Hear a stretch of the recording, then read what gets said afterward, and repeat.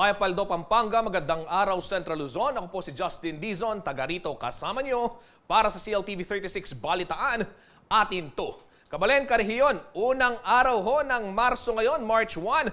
Araw ho ng Miyerkules. Kumusta ho kayo ating mga kabalen at mga Karehiyon? Dito po sa Central Luzon, naway nasa mabuti ho kayong kalagayan.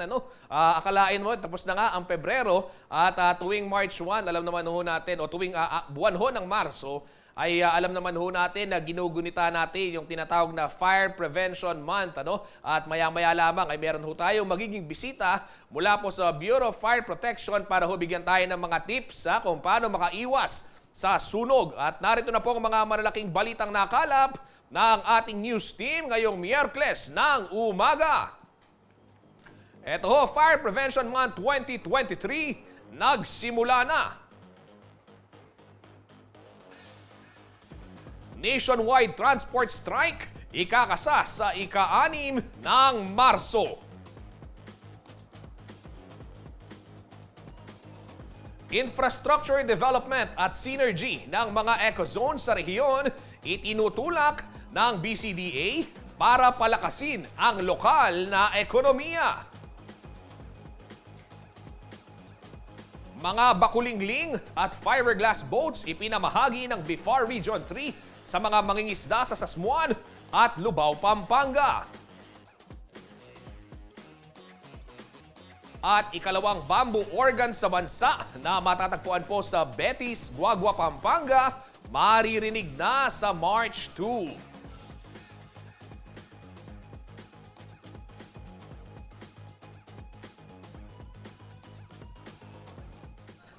Ito mga kabalen, kaugnay ho nitong deadline ng application for a consolidated franchise ng LTFRB na na-extend ho yan hanggang June 30, ay nakatakda naman hong magsagawa ng isang nationwide transport strike. Yung iba't ibang mga drivers and operators association sa buong bansa para ho i-rehistro yung kanila namang pagtutol dito po sa nakaambang PUV Modernization Program. Ang ilan ho sa mga kababayan natin o yung mga kabalen at karehiyon nating tsuper dito ho sa Central Luzon, nagpahayag na sila po ay hindi makikibahagi, abang ang ilan naman ay makikibahagi daw. Para ho bigyan tayo ng karagdagang detalye kaugnay niyan, makakausap ho natin ngayon live sa linya ng telepono si Kuyang Danny Umul, ang chairperson po ng Confederation of Passenger Transport of Central Luzon.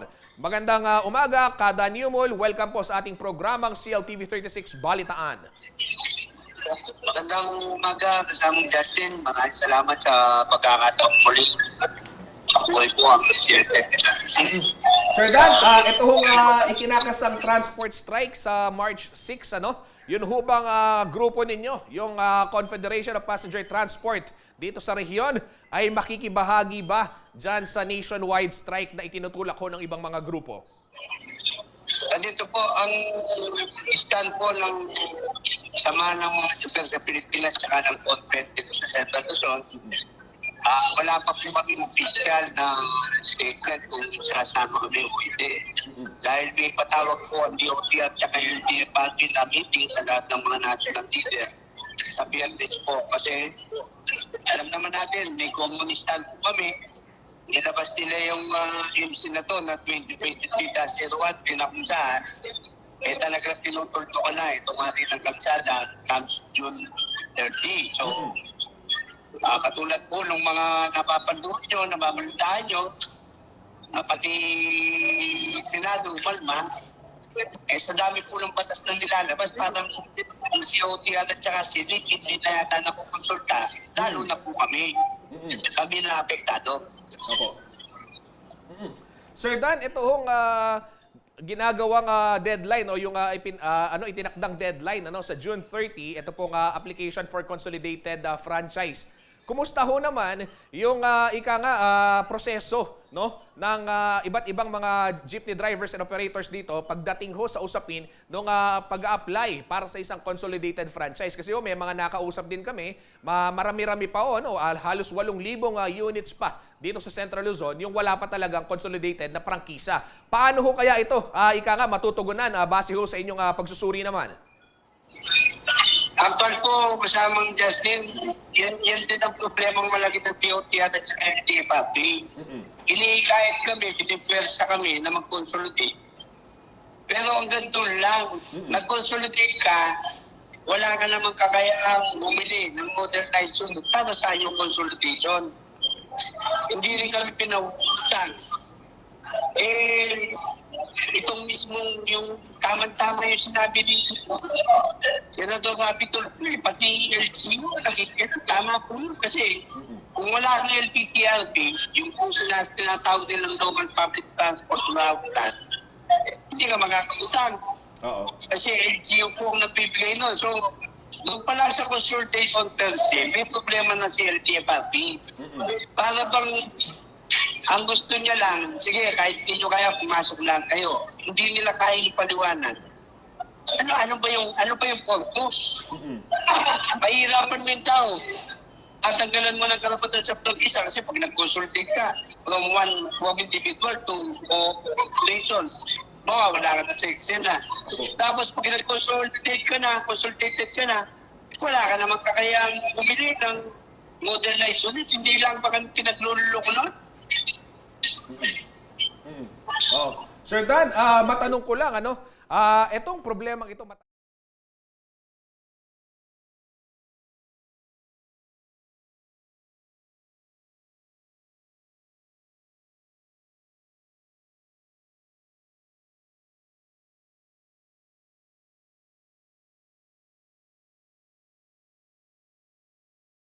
yun nating super na hindi pa nila kaya yung pagbili ng modernized na sasakyan o yung modernized jeep. Actually po, yung tama po kayo, no? Matagal na problema yan. Magmula po 2017, naipanganak po yung modernization program ng DOTR LTFRB noong June 19, 2017. Series of hearings sa Congress at sa Senado sa mga LGU. Ang order po kay former Secretary Tugati doon sa hearing na tatatandaan ko kay Chair Senator Grace po. Yung mga department order na yan, mga board resolution, mga memorandum circular, bakit wala kaming kopya? Yan ba makatuwiran? Kaya nag-file si Senador po ng bill, Senate bill, yung just and humane. Hanggang ngayon po, puro na lang kami hearing, puro na lang kami usap. Wala naman po kino-comply ang LTFRB at DOTR. Kaya inabot na po tayo ng 6 na taon, mag-15 taon na naman. Walang nangyayari. Opo. Kuyang Dan, etong ikinakasang transport strike sa ika-6 ng Marso, kailan ho kaya namin malalaman naman kung yung inyong grupo at ilan pang mga miyembro ho ng mga TODA o HODA, Jeepney Operators and Drivers Association dito sa Central Luzon ay makikilahok dyan sa strike kasi pinaghahandaan na rin ho nung ilan sa ating mga mananakay, lalong-lalo na ho karamihan ng mga manggagawa at alam naman natin yung mga estudyante balik eskwela na, oras na maipatupad o maisagawa itong strike na ito. Alam natin kung gaano kalaki yung epekto doon sa biyahe ng mga mananakay. Ayo po, actually po, maya-maya lang, on the way na po sa LTFRB ngayon Central, pinatatawag ako ni Chairman Coates. At separately pa po yung meeting namin sa PNS. Ako po, kasama niyo kung nagkikipagsimpatya. Sana itong mga mambabatas natin, lalo na ang Pangulong BBM, magkaroon po ng magandang linaw itong appeal namin para hindi matuloy. Wala pong may kagustuhan. First time in history, magkakaroon ng 6 na araw na welga ng pampublikong transport. Ano po, dati 3 lang, marami. Pinakamarami, 3. Ngayon, lahat po kami, lahat tayo apektado, hindi lang yung mananakay, yung pamilya namin, miyembro namin. Pero kung hindi naman po namin gagawin to, mawawala na po kami sa kalsada. Doon sa bagong nilabas na memoranda ng LTFRB na eleksyon na lang kami.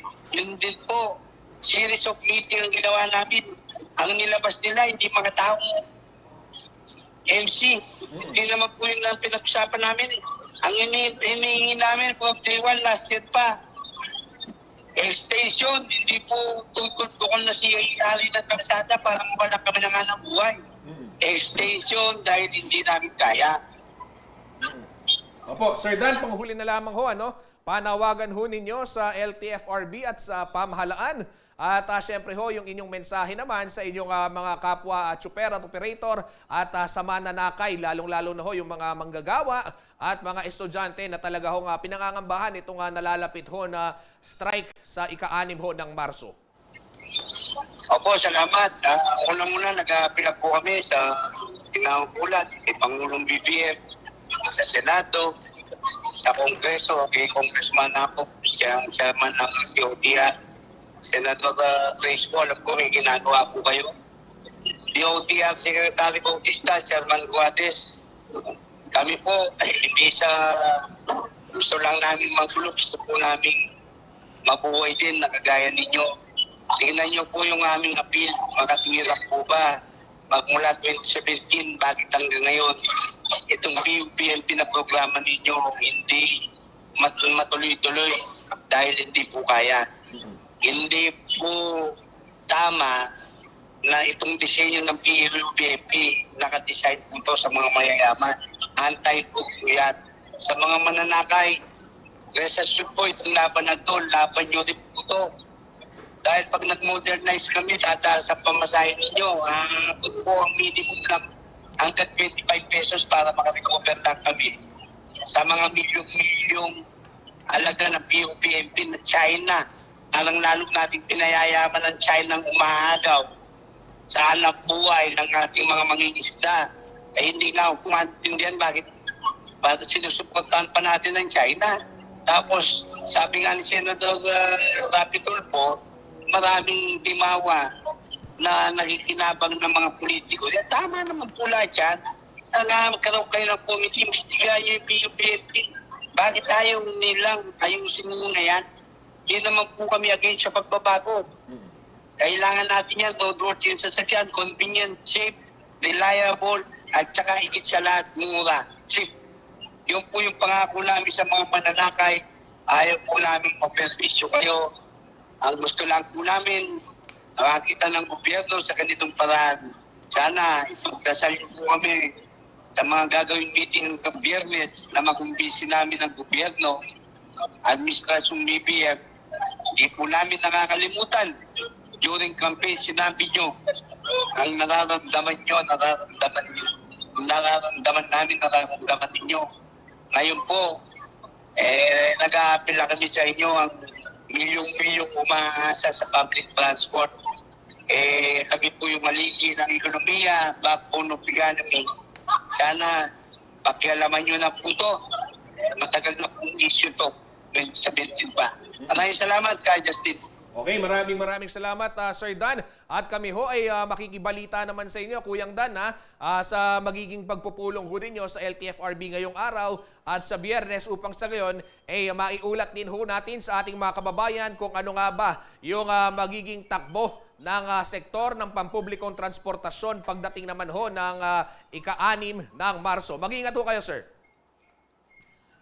Yan ho mga kabalan, inyo pong narinig ang tinig ni Kuyang Dan Yumul, ang chairperson ng Confederation of Passenger Transport of Central Luzon. Kaugnay nga ho nitong ikinakasang nationwide strike sa March 6. Ayon ho kay Kuyang Dan Yumul ay makikipagpulong muna sila sa LTFRB. Ngayon pong araw ay siya nga ho ay patungo na doon sa pambansang tanggapan ng LTFRB at sa darating hong Biyernes ay meron pang pagpupulong. Ito ho ay dito magbabase o dito ho yung ika nga magiging basihan kung ikakasa o makikilahok yung kanilang grupo at yung kanilahong mga kasamahan dito naman sa pambansang welga o tigil pasada na isinusulong nga ho sa ika-6 ng Marso.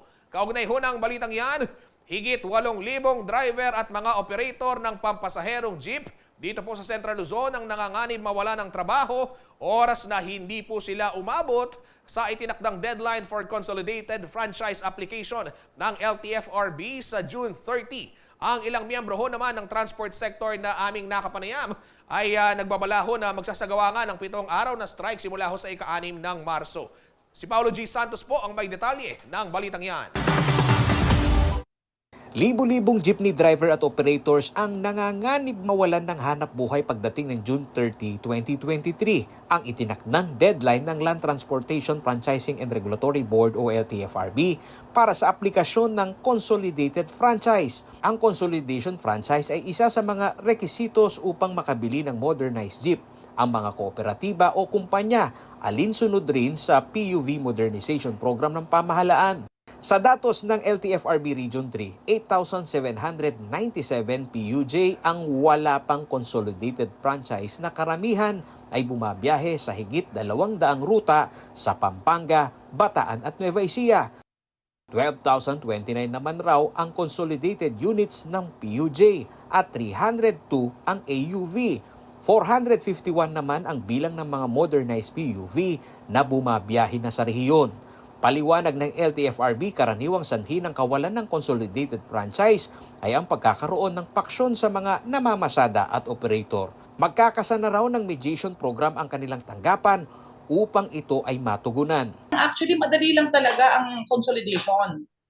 No, matagal lang dahil doon sa mga miyembro na hindi nagko-cooperate, hindi nagbibigay ng dokumento doon sa mga authorized representative nila na nag-a-appear dito sa LTFRB.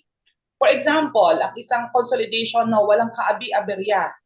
Sa first hearing pa lang, kung masasubmit nila lahat ng documents, pwede na namin submitted for resolution na consolidated na sila.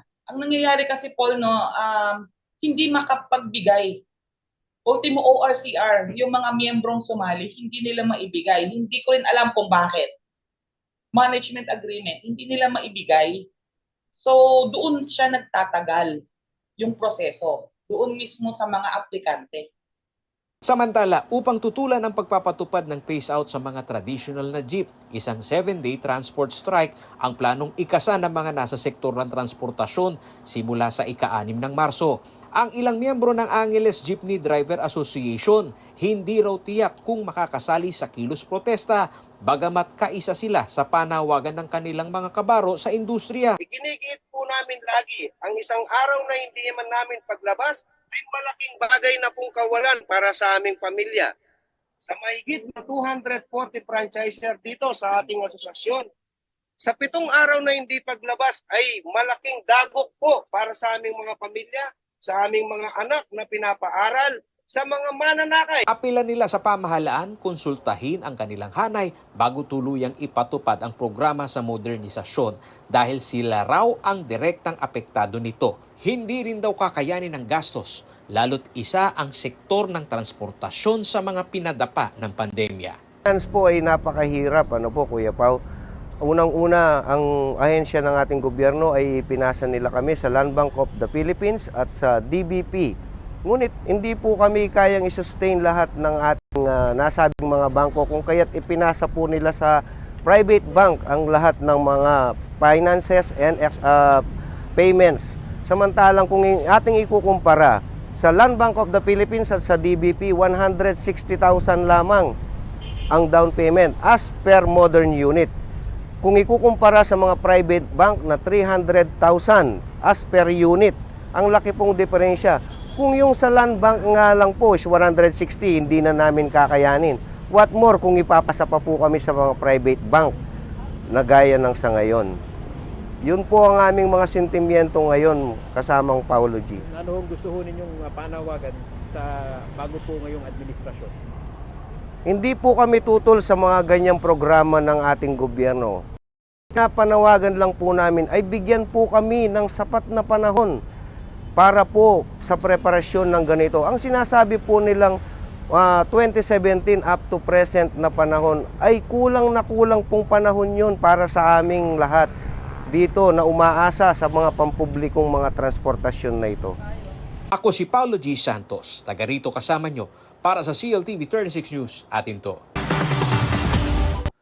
Sa iba pong balita, inanunsyo naman ng Subic Bay Metropolitan Authority na tumaas ho ng higit 6,000% ang investment sa Freeport, bunsod ho ng expansion na isinasagawa ng mga locator. Ayon ho o base ho sa year-end report ng SBMA Business and Investment Group, mula sa higit 591 million pesos expansion investment noong 2021, ay umabot ito ng higit 36.3 34 billion pesos nitong 2022. Nasa 38 kumpanya umano ang nag-expand kumpara sa dating 24 lamang. Katumbas daw ito ng karagdagang 2,832 na mga manggagawa sa pagbubukas ho ng ekonomiya ng bansa. Pagkatapos ng mga restriksyon gawa ng pandemya, ay tumaas din daw ang kumpiyansa ng mga locators na palawigin ang kanilang investment.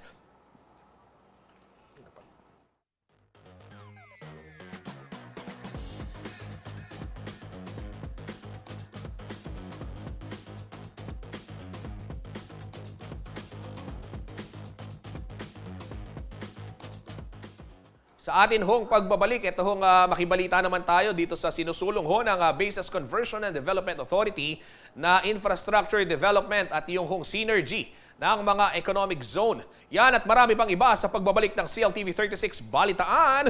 Atin to.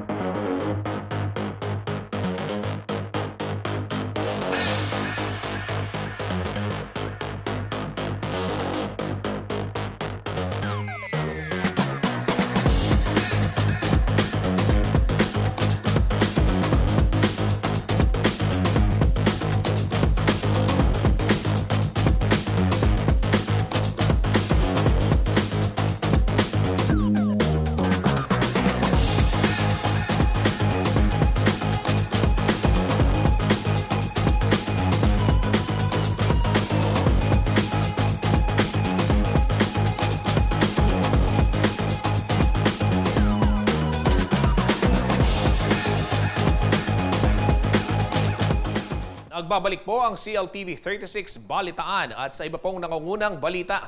Kabalen, Karehiyon, alam naman ho natin dito sa ating bansa, tuwing buwan ho ng Marso ay ginugunita natin ito pong Fire Prevention Month.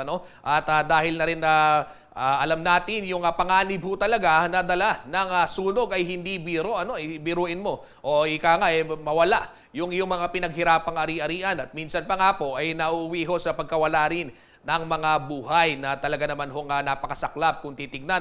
Pero alam ho ninyo, pwede namang maiwasan ang sunog basta sumunod lamang ho doon sa mga sinasabi ng mga eksperto gaya ho ng ating mga kaibigan mula sa Bureau of Fire Protection. At para ho mabigyan ho tayo ng payo kung paano makakaiwas sa sunog, makakasama ho natin ngayon sa ating programa live si Ginoong Arvin o si Senior Inspector Arvin Katipon ng Bureau of Fire Protection Region 3. Si Sir Arvin po ang Regional Chief ng Public Information Unit ng BFP Central Luzon. Kuyang Arvin, welcome po sa ating programang CLTV 36 Balitaan. Bumati muna ho kayo sa ating mga manonood sa buong Central Luzon. Good morning po sa lahat ng nanonood at tagapakinig sa CLTV. Sir Zernan, maraming salamat po for inviting us, to be part of your program, especially po ngayong buwan ng Marso o ngayong mismong unang araw ng buwan ng Marso kailan Justin Dizon po. Sir, Justin tanong Dizon ko lang, sorry. itong fire prevention program natin, itong ating ngayong buwan ng Marso na ginugunita, ano ho ba yung mga nakalatag ng mga aktibidad ng BFP at ano ba yung tema ng ating pagdiriwang ngayon hong buwan? Actually, we're still sticking doon sa ating thing na sa pag-iwas sa sunog, hindi ka nag-iisa. The Bureau of Fire Protection is still sticking on that phrase kasi gusto namin may paramdam sa mga kababayan natin na yung kagustuhan natin na umiwas sa sunog, hindi lang silang may gusto niyan. Nandiyan din ang Bureau of Fire Protection at nandiyan din yung iba pang mga ahensya ng gobyerno na nakikipagtulungan sa atin, pati mga private na individuals or private na grupo na nakikipagtulungan sa atin para mas mapalag yung ating mga programa at saka mga proyekto laban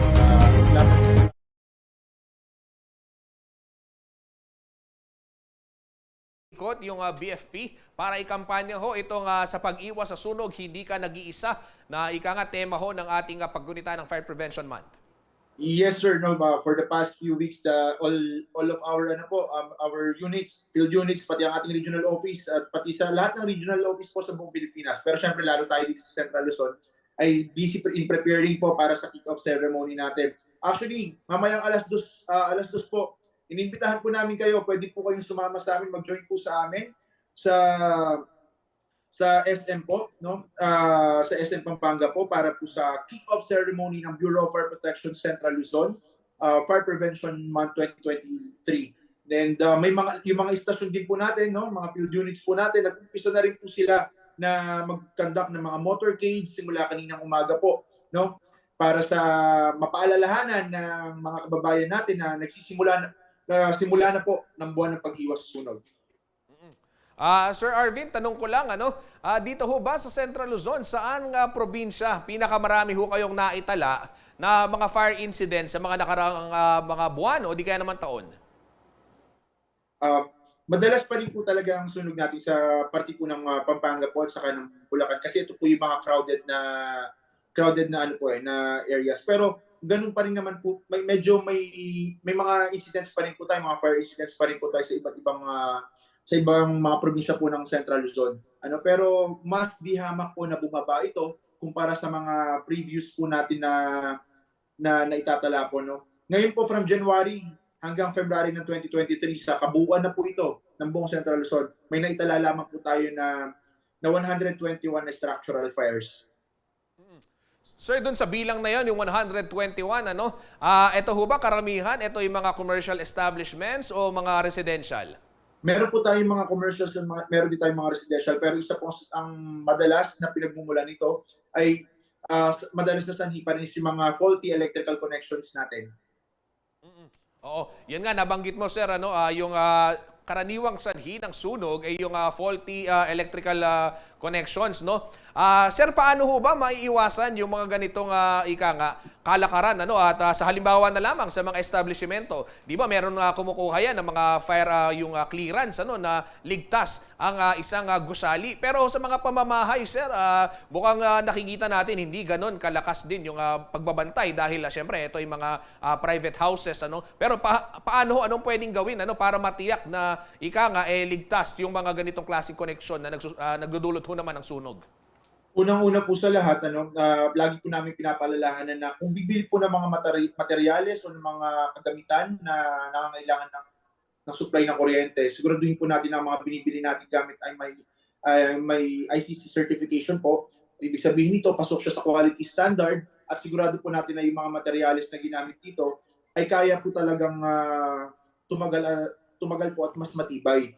Madalas po sa atin hindi maiiwasan dahil sa hirap na rin po ng buhay, namimili tayo ng mga murang appliances or murang mga saksakan, murang mga linya ng kuryente na akala natin nakatipid tayo pero kalaunan ito yung pwedeng pagsimulan po ng sunog. Iwasan din po natin yung mga octopus connection na madalas natin ginagawa, yung mahabang extension wires, tapos maraming saksakan,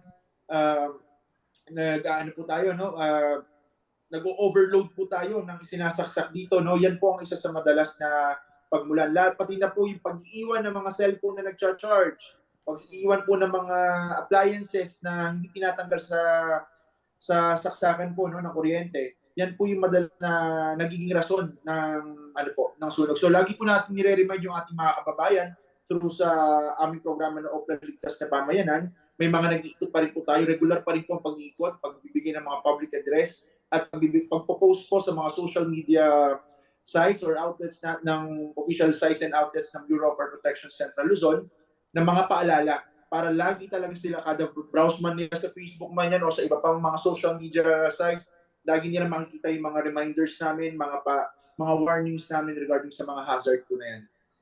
Ayan, sir, maganda, nabanggit mo yan, ano, marami sa ating mga kababayan karaniwan iniiwan lamang yung kanilang mga appliances, ano, na nakasaksak. Halimbawa na lamang yung electric fan, papatayin lang yung sa buton pero iniiwan, ano. Sir, sa inyong mga pagsusuri, ano, meron ho talagang naging ganitong insidente na nasunog yung mga gamitan na kahit hindi umaandar basta nakasaksak pinagmulan na ng sunog, tama ho ba? Yes po, especially kung medyo may kalumaan na po yung gamit at yung mga hindi natin na-check.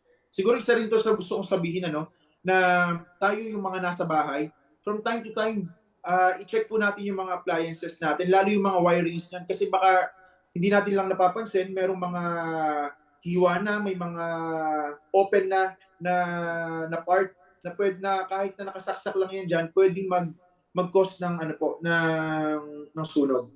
And yun na rin po sigurong paalala na kung magkakabit po tayo ng mga electrical connection sa ating mga kabahayan o sa kung anumang establishment ang itinatayo natin, siguraduhin po natin na tayo ay kumukuha ng serbisyo ng mga sertipikadong electricians po at mga engineers para po talaga masigurado na tama po at tugma yung mga materyales na gagamitin po.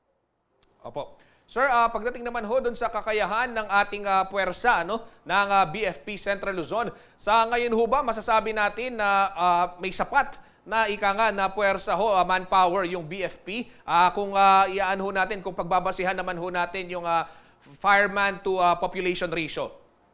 Sa fireman to population ratio, sir, I can see na nandun na tayo, no, sa gusto natin na ratio, pero we are continuously recruiting personnel po of Bureau of Fire Protection as sa regular quotas natin, ano, na taon-taon nadadagdagan tayo. Pero when it comes to our assets, we have at least 231 na BFP-owned fire trucks all over Central Luzon and 88 LGU owned. That's a total of 319 fire trucks po, no? And aside from that, we just received from the national headquarters another 6 new fire trucks po, no? And aside from that, we also have ambulances na naka-deploy po for emergency medical services. Sir Arvin, dun sa fireman to population ratio, ano ho ba yung ideal na ratio at sa ngayon ho, where do we stand para din sa kaalaman ng ating mga kababayan kasi minsan sinasabi eto hindi naman sa dinidepensahan natin yung BFP na ay kulang kasi sila sa tao or what pero minsan kasi hinahanap nasan ba yung mga bombero na dito ganyan despite the fact na buong buhay po ninyo ibinibigay nyo na sa pagsaserbisyo at pagliligtas ng ating mga kababayan kailangan maunawaan din nila na meron tayong ika nga na numbers na hinahabol pagdating ho doon sa population o to fireman ratio natin. Sir, siguro what I can give now is the total number of personnel that we have sa Region 3. We have 2,890. That's already almost 3,000 personnel, active personnel ng Bureau of Fire Protection all over Region 3 po. No, na ready kahit na nasa opisina pa yan during the time of fire incidents, pwede natin silang hatakin to respond to different places po. What we have been doing right now while we are waiting for recruitments po na regular recruitments quota na ibaba sa atin ay patuloy tayo nakikipag-coordinate, nakikipagtulungan sa mga volunteer groups at bumubuo rin tayo ng tinatawag natin na community fire auxiliary group na sa bawat community kasi yun din ang gusto namin develop yung ma-empower yung mga communities natin pagdating sa fire response or pagdating sa fire prevention. So right now that's what we have, 2,890, and on top of that are all the community fire auxiliary groups that we have established all over Region 3, all over Central Luzon. Sir Arvin, nabanggit mo yung pakikipag-partner doon sa mga volunteers. Paano ba yung proseso niyan? Halimbawa na lamang sabihin na natin na tayo dito sa CLTV, meron kaming samahan, kaming mga nagtatrabaho dito at nais naming makakuha ng training o di kaya naman yung mga ibang organisasyon na ika nga para makatulong doon sa pag-apula ng apoy o di kaya naman mga emergency na rinorespondihan po ng BFP. Pwede ho bang ika nga lumapit sa inyong tanggapan at humingi ho ng training kaugnay ng mga ganyang aktibidad? Yes po. Yes po. No, sir. Matutuwa po kami dyan. Kung meron po kayong mga grupo na binuo or meron kayong mga existing na mga volunteer groups para po ma-accredit kayo at para makakuha rin po kayo ng kaukulang training at certification po from the Bureau of Fire Protection, kindly coordinate po, makipag-ugnayan lamang po tayo sa mga pinakamalapit na fire station po sa inyong lugar and mabibigyan po nila kayo ng instruction kung paano po ay yung magiging proseso ng training natin at ng mga requirements po. Napakaganda niyan, sir, dahil alam naman natin maraming mga pribadong organisasyon, mga samahan yung naghahanap din ng maitutulong o maiaambag sa ating komunidad, At parang gusto naming subukan ni Kuyang Ray Bravo yung ganyang training, Pero sir, ito na lang, panghuli na lang, gusto ko lang itanong, may mga nababalitaan ho kasi kami, may mga na-interview kami o nakikita na tuwing may sunog, ang una nilang ginagawa ay mag-Facebook Live. Ipopost nila sa Facebook, may sunog. Kadalasan, nauuna pang ipost sa Facebook bago tumawag ng bombero. Sir, ano ho yung inyong paalala sa ating mga kababayan na ano yung dapat nilang gawin, kagyat na gawin, oras na meron ho silang ma-monitor na sunog sa kanilang komunidad? Ito po, lagi ko na po ito sinasabi, ang mga bumbero po, kami po mga bumbero, hindi po kami mga manghuhula. Hindi po namin malalaman na may sunog sa isang lugar unless mai-report nyo po kaagad dito sa amin. So instead po na mag-Facebook po muna tayo, i-post muna natin siya, tapos maglalagay ka pa ng caption, magsasabi na may nasusunog.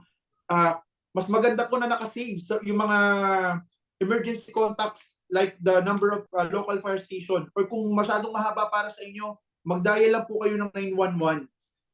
Tawagan niyo po kaagad kami bago po kayo mag-post sa social media, bago po kayo mag-take ng pictures, bago po kayo mag-take ng videos. Tumawag po kaagad muna kayo sa amin. Kasi that's the only way. Yun lamang po ang tanging paraan para malaman namin na merong nangyayaring sunog sa isang lugar. And ang sunog po, sa loob lamang ng ilang segundo, ilang minuto, pwedeng lumaki na siya at mag-multiply po ang laki ng sunog na yan. And meron pa po tayo, sa Region 3 po, meron tayong dinevelop na application. Ang tawag po dito is Fire Out app. Downloadable po ito sa Google Play Store, wherein sa mga may hilig po na mag-picture at mag-video, mag-register lamang po kayo dito na yun na po ang gamitin ninyo pang picture, automatic po siya masesend po sa aming command center at malalaman po natin kung saan yung location ng sunog o ng picture na isinend po ninyo. Ayan, Ang tawag po dyan, napakaganda Fire ng, Out app. Ayan, napakaganda ng app na yan, Sir Arvin. At susubukan natin yan. At sa mga darating pang panahon, gagawan natin ng balita yan, sir, para talagang mas maunawaan ng ating mga kababayan at makatulong ho sila. Dahil gaya nga ho ng binabanggit ni Kuya Arvin, mga kabalen, hindi ho sila manghuhula. At alam ho natin na yung paglaban naman natin sa mga ganitong disgrasya gaya ho ng sunog ay community efforts yan. Hindi lamang yan tungkulin ho ng iisang sektor o ng iisang grupo gaya ho ng BFP. Kaisa ho ang CLTV 36, Sir Arvin, sa inyo pong kampanya para makaiwas ho sa sunog. Maraming salamat po, sir, at asahan ho ninyo na kung meron pa kayong mga ibang kaganapan ay pwede ho ninyong ipadaan sa aming istasyon ang mga anunsyo para sa gayon ay manatiling mulat ho ang ating publiko. Maraming salamat po ulit sa inyo, CLTV. Ayan ho mga kabalen, inyo pong narinig si Sir Arvin Katipon, ang hepe po ng Public Information Unit ng BFP Central Luzon.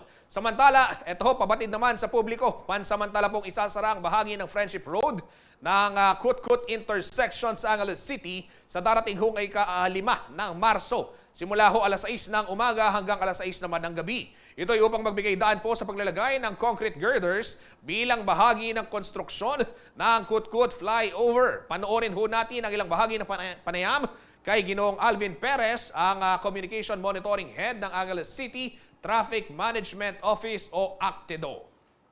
Ang po natin, ina-advise po natin sa linggo, yung mga nanggagaling po ng San Fernando, it's better na dahil linggo naman po yan, wala naman pong ganong traffic noon. Pwede na po silang dumiretso patungo po ng dito sa may MacArthur Highway natin hanggang sa may Clark na po yan. So vice versa po, ganun yung galing naman ng Clark or yung galing ng Mabalacat, galing ng Magalang, pwede po sila, kung papunta po sila ng portion po ng San Fernando, yun lang po ang pwede nilang daanan yung sa may MacArthur Highway po natin. Yun naman po nagagaling natin sa may Porac na patungo naman po Clark, mas maganda po siguro na daanan po nila yun dito sa may SCTEX exit po natin patungo na po ng Clark, yan, vice versa po. Kasi po yung po mga ilalagay na concrete girder po masyado pong malalakihan at masyadong mahaba. So yung pong kabuuan na dadaan po ng mga yan, so magmumula po yan dyan sa may intersection po natin, yung sa dalawang fast food chains po dyan. So patungo na po yan dito sa may papunta Kwayan, so doon po sila dumadaan. So ina-advise po natin na hindi po nila pwedeng daanin yan, so mag-close po tayo para mapabilis din po at maiwasan yung disgrasya sa ating mga kababayan, lalo na hindi po natin baka magkaroon po ng disgrasya. So yun po yung ina-avoid din po ng DPWH po.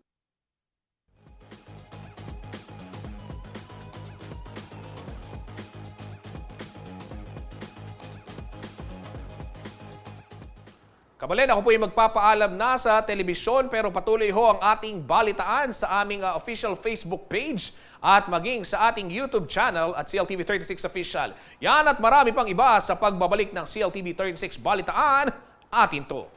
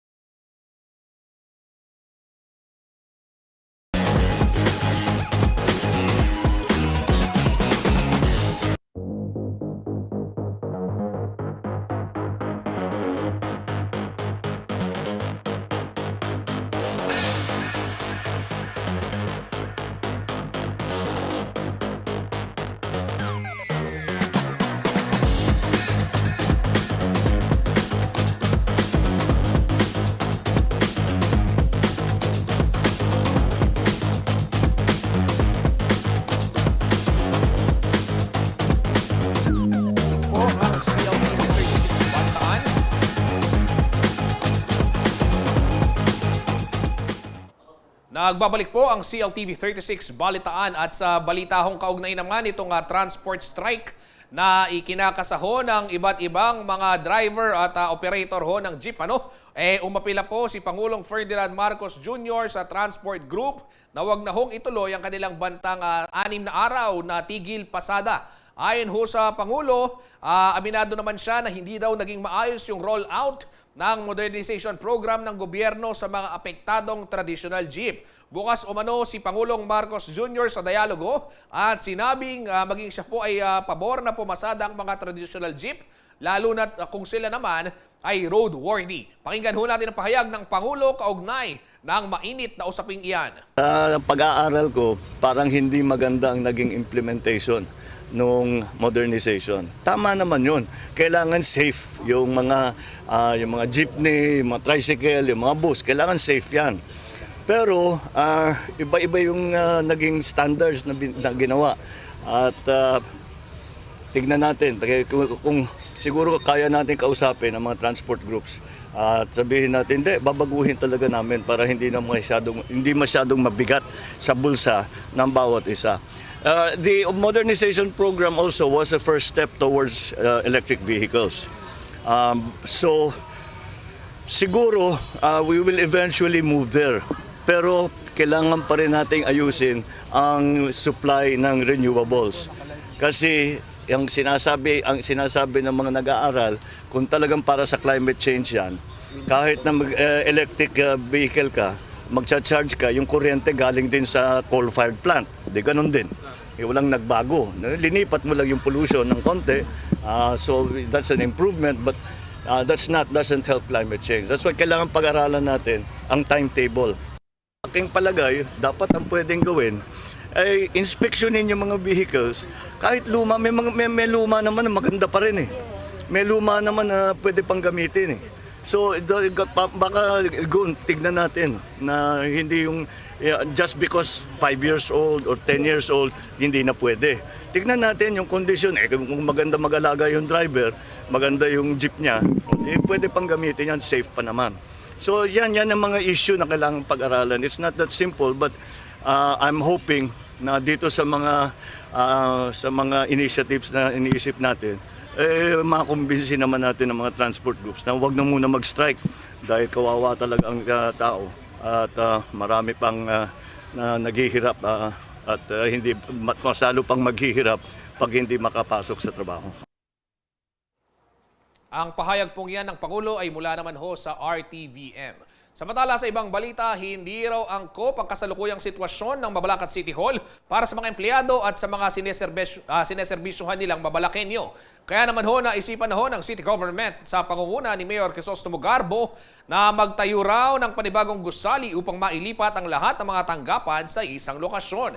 Sa darating hong buwan ng Marso ay magsisimula na ang konstruksyon ng panibagong munisipyo sa 25,000 square meter na lupain sa Barangay Mabiga na binili ho ng local government unit. Aabot ho sa 1.2 billion pesos ang inilaan na budget ng lokal na pamahalaan sa konstruksyon ng 4 na palapag na government center at target daw itong matapos sa December 2024. Samantala, balak daw gawing administrative building ang unang palapag ng lumang munisipyo at public library naman po yung ikalawang palapag. Pakinggan ho natin ang pahayag ni Mayor Chris Garbo kaugnay ng balitang yan. Unang-una, hindi na angkop sa tamang panahon ngayon yung ating lugar. Masikip, maliit. Even yung ating mga empleyado, hindi na parang conducive na talaga to serve yung pagsiservisyo mo. No? Yung bang nakikita mo, yung mismong umingi ng mga tulong at yung mga nagbibigay ng tulong, hindi na sila conducive sa ganung sitwasyon. Lumalaki eh. Ang population natin lumalaki. Napakaliit. Tapos hindi mo alam kung saan mo ilagay yung mga activities mo. So, dito, pinapakita namin na tayong mga leader ngayon, kailangan visionary tayo, no? Advance ang ating mga ginagawa, no? Sa development. Kasi without thinking yung mga parating, hindi mo maiisip yun eh, no? Kailangan you always dream big, no? For the city of Mabalacat and for the people of Mabalacat.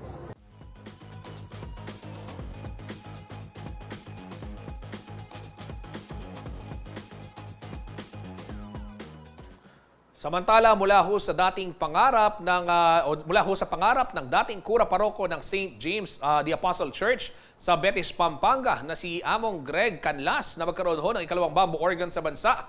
Nabuo po ang Betis Bamboo Organ. Ang Betis Bamboo Organ po ay itinayo sa loob ng 175 taon na makalipas hong makompleto ng Augustinian priest na si Diego Serra ang sikat na Las Piñas Bamboo Organ na matatagpuan naman sa St. Joseph Parish Church. Binubuo ito ng 30 piraso ng wood pipes, 560 pieces ng bamboo pipes at 168 na metal pipes. Gawa ito ng Diego Serra Organ Builders na pinamumunuan naman ho ni si Alwin Tagle. Matatandaan na unang narinig ng mga Katolikong deboto ang pagtugtog ni Raymond Lutak gamit ho yung bamboo organ sa pagsisimula ng simbang gabi sa parokya ng Betis. Kasama ho yung Betis Music Ministry. At matapos po ang mahabang pagpaplano at konstruksyon, opisyal na hong pasisinayaan ang Betis Bamboo Organ sa darating pong ikalawa ng Marso. O bukas ho yan, mga kabalin.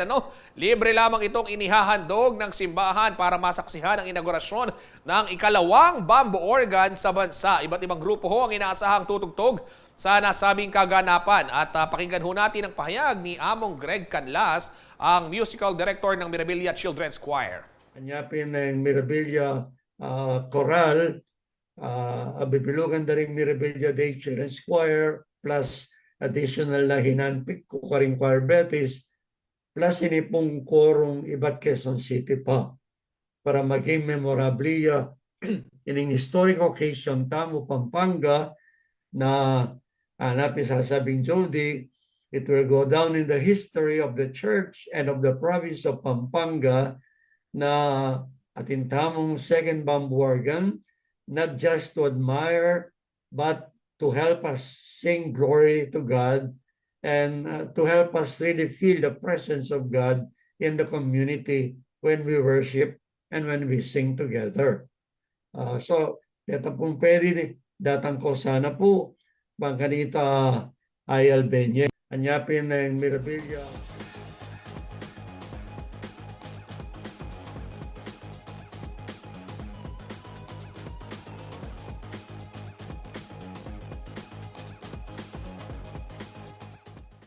Yan ho mga kabalen, para naman sa mga hindi makapupunta sa Betis ho sa araw ho ng bukas, araw ng Huwebes, March 2 ay tumutok lamang dito sa CLTV 36 dahil amin pong ihahatid sa iyo yan ng live yung mga kaganapan at syempre yung pagpapasinaya at pagtugtog ng ikalawang bamboo organ sa bansa na matatagpuan po sa Betis, Guagua, Pampanga.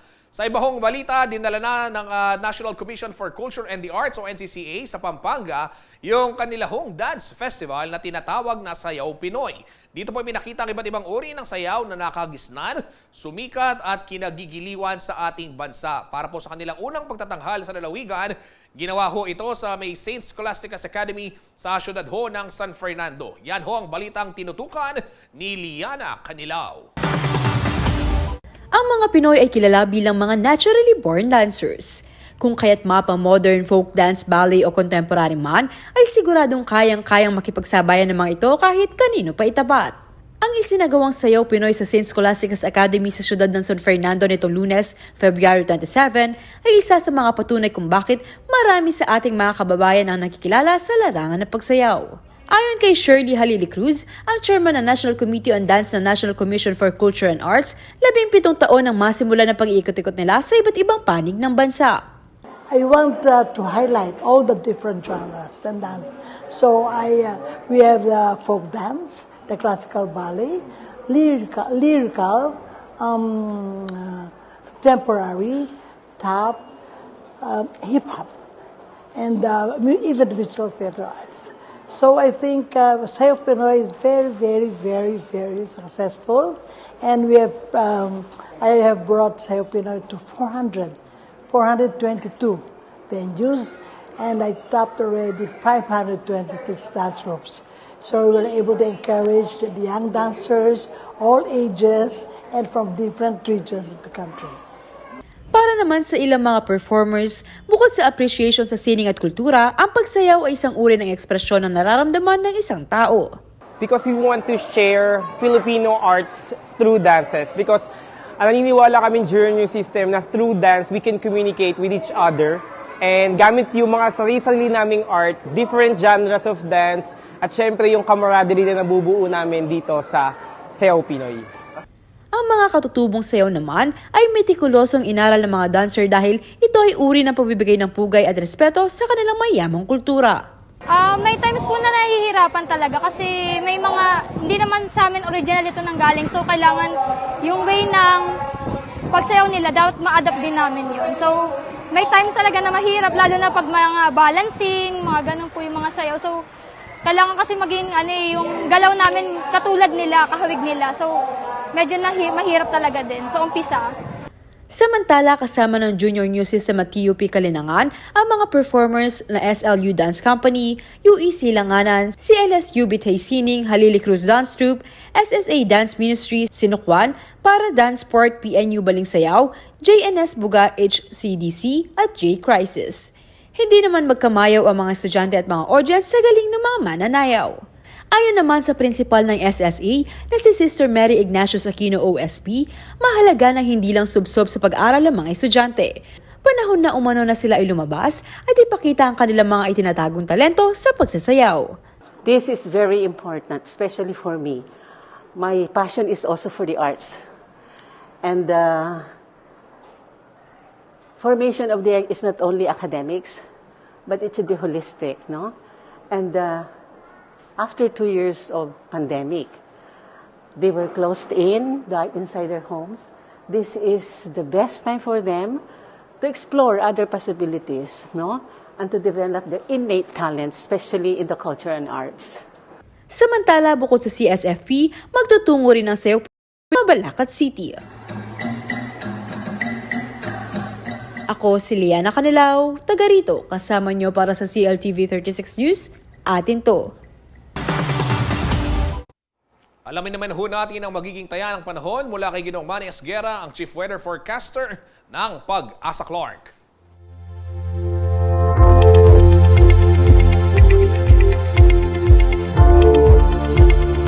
Narito po magiging taya ng panahon sa susunod na 24 oras. Northeast monsoon o ang hanging amihan pa rin po nakakaapekto sa buong Luzon, kasama na rin po ang Visayas. Kaya po ang mga lugar ng Eastern Visayas, Sorsogon at Masbate, maula po ang papawirin na may mga kalat-kalat na mga pagulan at pagkulog-pagkidlat, dulot po ito ng shear line. Gayon din po ang Cagayan Valley, ang natitirang bahagi ng Bicol Region, Apayao, Kalinga, Mountain Province, Ifugao, Aurora, Quezon, Marinduque at Oriental Mindoro. Maula po ang papawirin na may mga pagulan, dulot naman po ito ng Northeast Monsoon o amihan. Samantala po, ang Metro Manila at nalalabing bahagi ng Luzon, kasama na po dito ang Pampanga, ay magiging bahagya hanggang sa kuminsan ay magiging maulap din po ang papawirin. Meron lamang po inaasahang mga mahihinang pagulan. Ito po ay dulot din ng Northeast Monsoon o amihan. Ang natitirang bahagi po ng bansa ay magiging bahagya hanggang sa kuminsan ay magiging maulap din po ang papawirin. Meron lamang po inaasahang mga pulo-pulong mga pagulan, pagkulog at pagkidlat. Ito po ay dulot ng localized thunderstorm at ng shear line. Sa mga lugar pong nabanggit, posible po ang mga flash floods at landslide, kaya pinag-iingat po natin ating mga kababayan. Salamat po.